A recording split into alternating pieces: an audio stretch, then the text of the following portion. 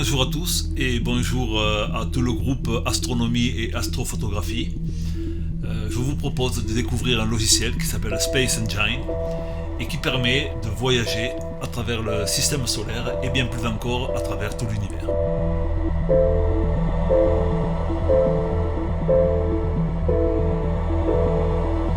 J'ai plusieurs fois posté sur le groupe Astronomie et Astrophotographie des photos prises par ce logiciel et certains d'entre vous ont été étonnés par la qualité du rendu. J'ai donc promis à certains de faire une petite vidéo tutoriel pour vous montrer comment on installe ce logiciel, comment on l'utilise et qu'est-ce qu'on peut faire avec. Avant de commencer, il faut savoir que ce logiciel, pour avoir le rendu maximum, nécessite certaines ressources au niveau de la carte vidéo et au niveau de la configuration générale de votre ordinateur.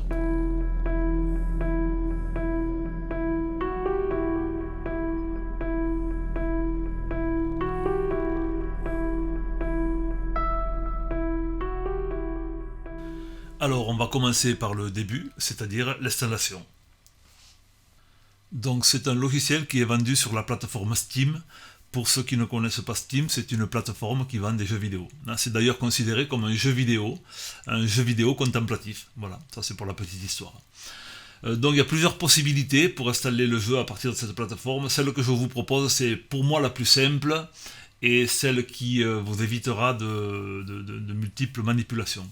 Donc tout d'abord, il va falloir télécharger la plateforme Steam, créer un compte ensuite, et depuis cette plateforme, on pourra aller chercher le jeu et l'acheter. Voilà. Donc rendez-vous sur le site Steam.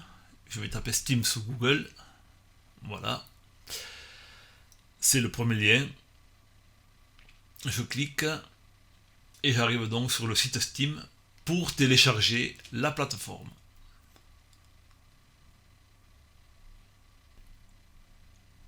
J'enregistre donc l'exécutable sur mon ordinateur. Une fois le téléchargement terminé, je vais lancer le programme qui va me permettre d'installer la plateforme Steam. Suivant. Je regarde qu'on soit bien en français.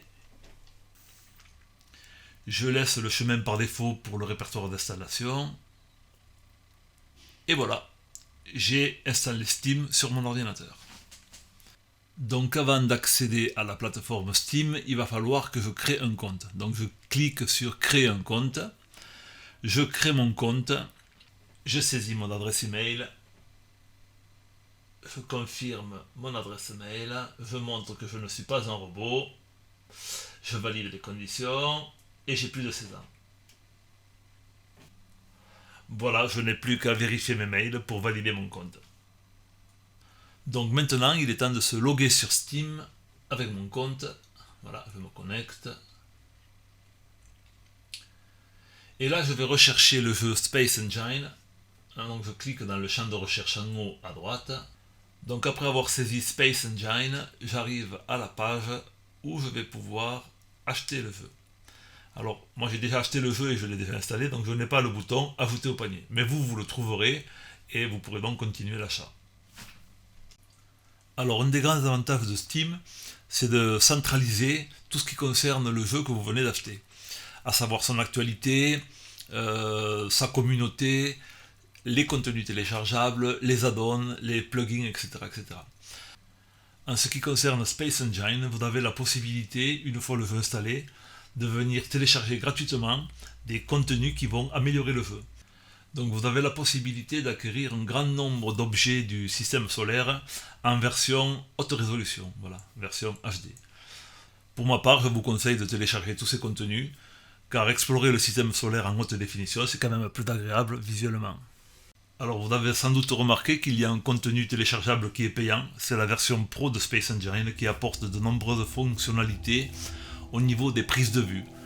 Notamment celle de pouvoir scénariser le mouvement des caméras. On peut donc avec cette version scripter et enregistrer les différents points de caméra, les différents angles et les différents trajets que va parcourir la caméra.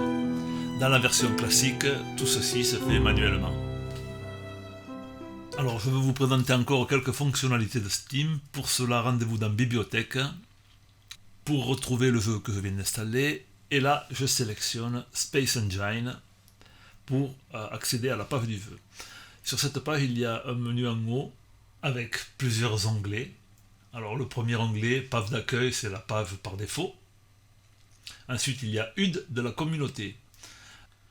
C'est ici que sont centralisés tous les contenus les plus populaires des utilisateurs de Space Engine. Les captures d'écran, les vidéos, les guides, les remarques, les conseils, etc. etc. Vous avez ensuite l'onglet Trouver un groupe pour rechercher des groupes d'utilisateurs qui partagent l'intérêt de votre jeu. Voilà.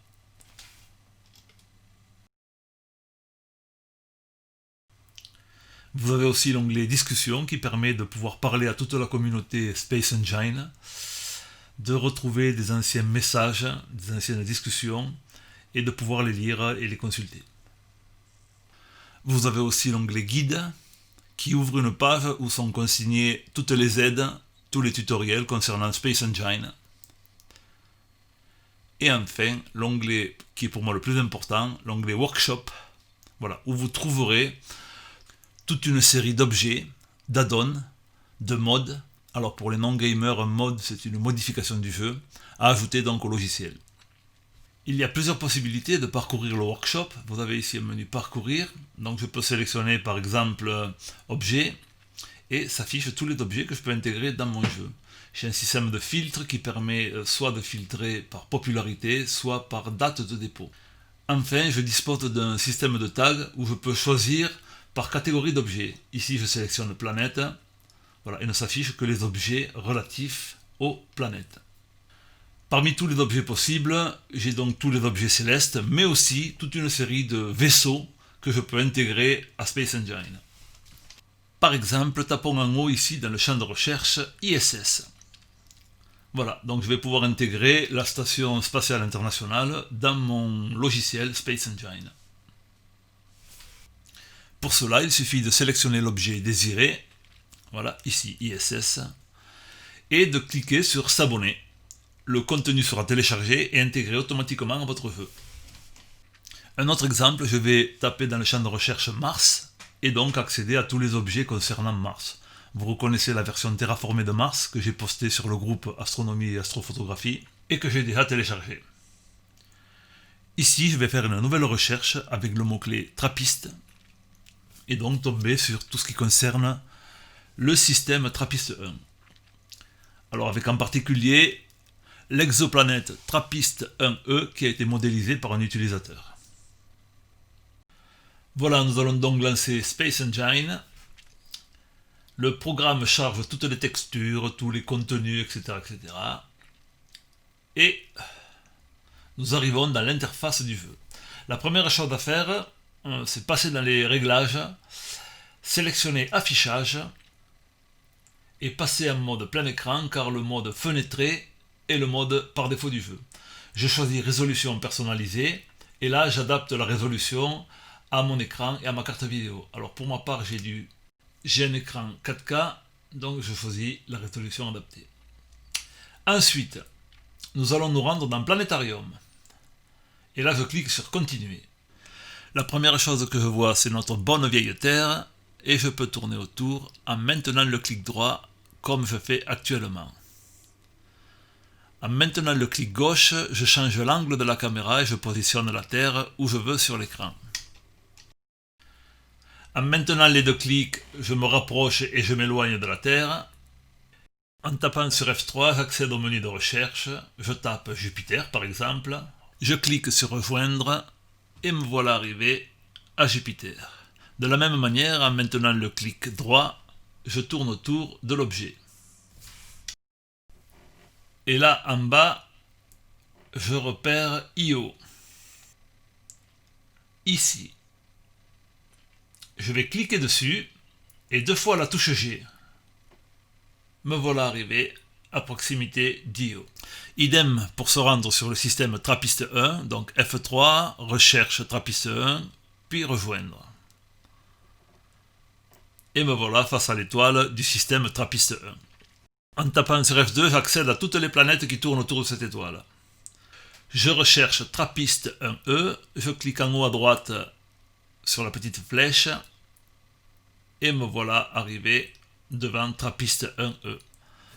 C'est ici l'objet que j'ai téléchargé dans le workshop. Si vous ne l'avez pas fait, vous aurez la version par défaut de Trappist 1E proposée par le jeu. Une autre fonctionnalité intéressante est de pouvoir se poser sur n'importe quel objet visité. Pour cela, je vais cliquer en bas à droite sur l'icône « Atterrir sur l'objet ». Et me voilà sur la Lune. Je peux aussi cliquer sur n'importe quel objet que je vois briller dans le ciel. Une étoile, une planète. Alors je vais le faire en prenant une des 3 étoiles en haut là-haut. Je clique dessus, 2 fois la touche G,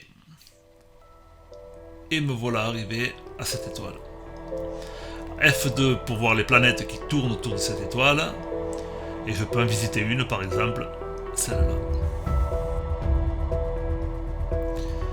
Voilà, je vais m'arrêter là pour cette présentation. Je vous ai expliqué comment installer le logiciel Space Engine et quelles en étaient les fonctionnalités de base.